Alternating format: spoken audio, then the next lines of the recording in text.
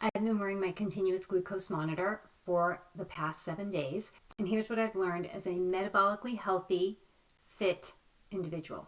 The first thing that I learned was that my average blood sugar is actually higher than I thought it would be. It's well within the normal range, but I tend to eat 3 meals a day and fast in between meals, no snacking, and then have a fairly large overnight fast, 14 to 16 hours.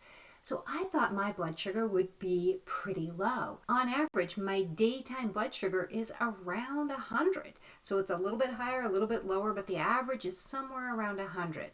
Again, well within the normal range. So for a metabolically healthy person, the normal blood sugar range is somewhere between 70 and 140. So that means there can be swings, peaks and dips within that range that are totally normal. Ideally, you want a really calm, natural blood sugar wave. You don't want a lot of peaks and you don't want a lot of dips. Looking at my blood sugar over the last week, I did have some significant peaks, which surprised me. It did have 3 significant peaks that kind of bounced me out of the healthy range, which I found very surprising. Most of the time, I make my own food.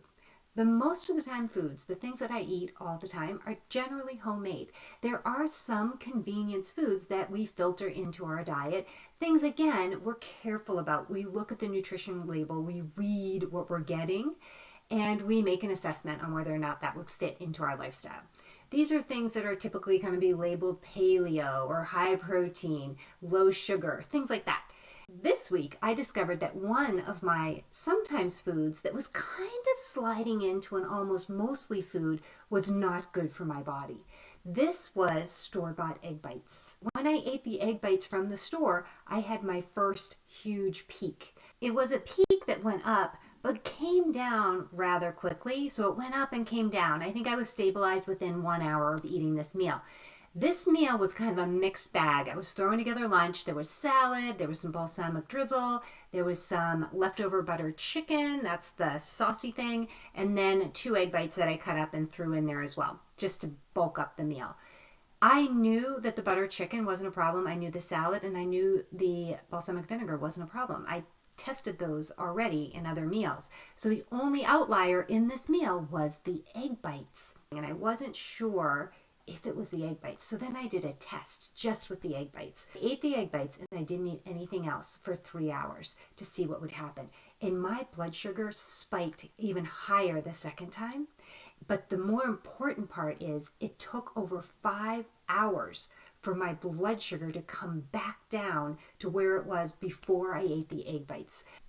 I have to admit, I was a little concerned that it was just eggs, not necessarily the egg bites, but just eggs that my body was reacting to. I did a test with just 3 eggs. As you can see, the eggs did nothing. There was barely a blip. I ate the eggs and my blood sugar got better. So there was no rise from just eggs, which I was so happy to learn. So now it was on to testing egg bites. I made homemade egg bites. No maltodextrin, no potato starch, no cornstarch, no rice flour, and no other fillers and bulking agents. I'm bringing this to your attention because what I just described is the foundation of chronically high elevated blood sugar and then chronically high elevated insulin, which leads to insulin resistance, metabolic disorder, and then prediabetes and type 2 diabetes. Let me explain. My blood sugar shot up over 50 points. Anytime your blood sugar spikes more than 30 points, it's something to notice. It's something to consider, look at, and figure out, is that something I should be having in my diet? This shot my blood sugar up over 50 points, and then, like I said, it took more than 5 hours for it to come back to base.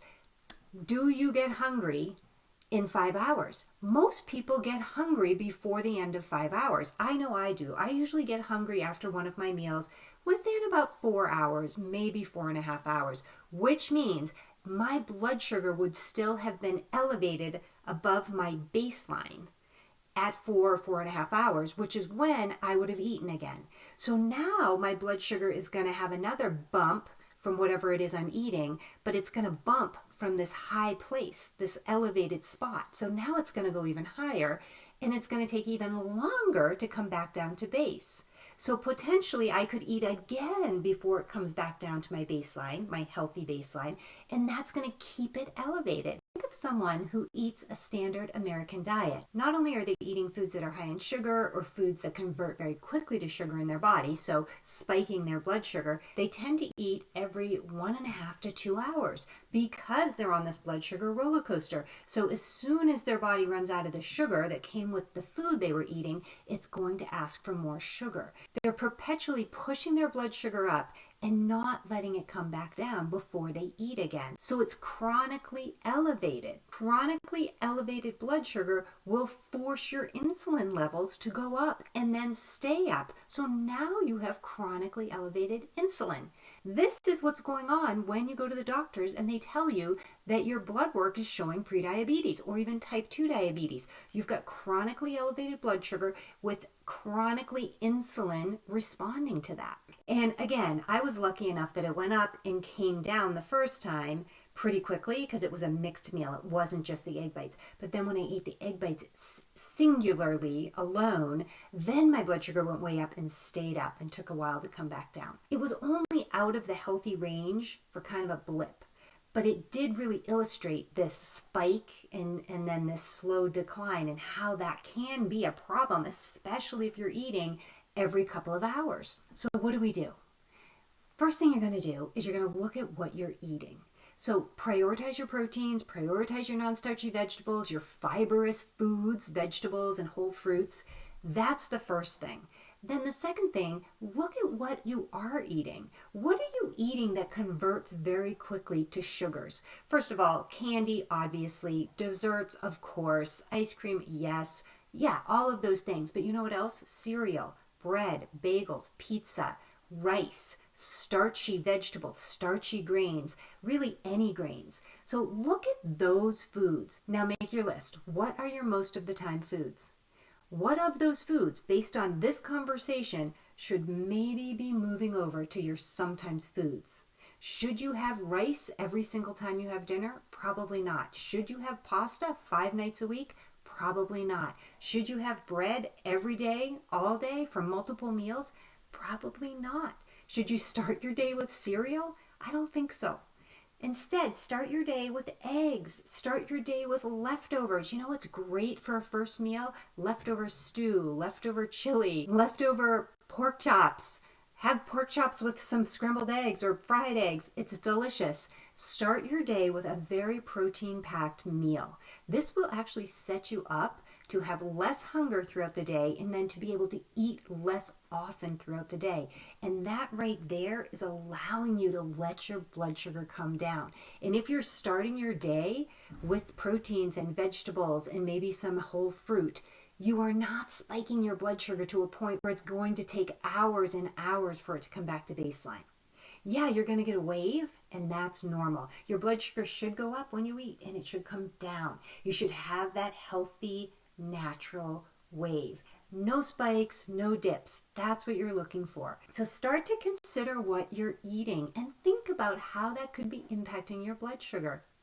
Let me know if you've ever worn a continuous glucose monitor and what you discovered while wearing your monitor, and if there were any changes that you made based on that information. I'd be very curious to know. I'm going to be wearing my monitor for another week, so I'll do another recap at the end of that week. And then watch my shorts. I give a little recap every day of what went on that single day in my little short videos.